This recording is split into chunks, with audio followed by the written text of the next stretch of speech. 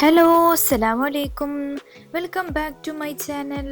അപ്പോൾ ഇന്ന് ഞാൻ വന്നിട്ടുള്ളത് ഒരു ടേസ്റ്റി ആയിട്ടുള്ള ഒരു വെള്ളപ്പത്തിൻ്റെ റെസിപ്പിയാണ്. അപ്പോൾ നമുക്ക് വീഡിയോയിലേക്ക് പോയാലോ.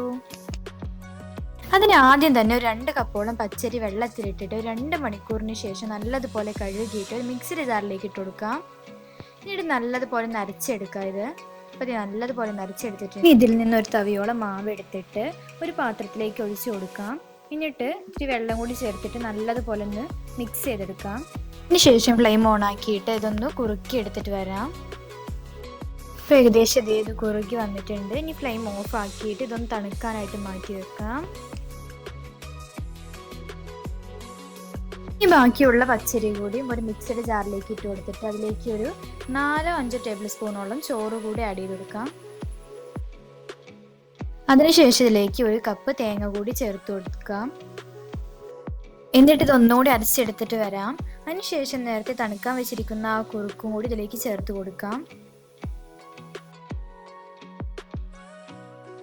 ഇനി ഇതിലേക്ക് പാകത്തിന് ഉപ്പും ഒരു 1/2 ടേബിൾ സ്പൂണോളം ഈസ്റ്റും കൂടി ചേർത്ത് കൊടുക്കാം. നമുക്ക് ഈ മാവ് ഒരു പാത്രത്തിലേക്ക് ഒഴിച്ചു കൊടുക്കാം. ഇപ്പോൾ ഇവിടെ നമ്മുടെ ബാറ്ററൊക്കെ ഇവിടെ റെഡി ആയിട്ടുണ്ട്. ഇനി ഇതൊരു 8 മണിക്കൂറിന് ശേഷം അപ്പം ചുട്ടെടുക്കാം. 8 മണിക്കൂറിന് ശേഷം ഇത് തുറന്ന് നോക്കിയപ്പോൾ നല്ലതുപോലെ പൊങ്ങി വന്നിട്ടുണ്ട്.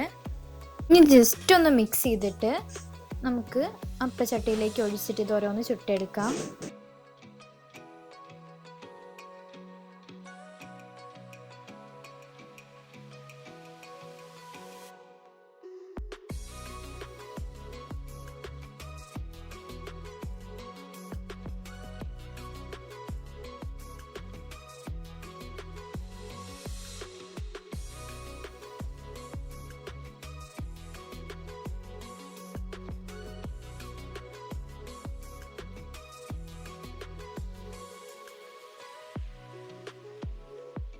അപ്പോൾ ഇവിടെ നല്ല ടേസ്റ്റി ആയിട്ടുള്ള വെള്ളപ്പം ഇവിടെ റെഡി ആയിട്ടുണ്ട്. അപ്പോൾ എല്ലാവരും ട്രൈ ചെയ്ത് നോക്കണം.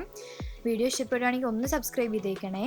Thanks for watching. See you and another video. അസ്സലാമു അലൈക്കും.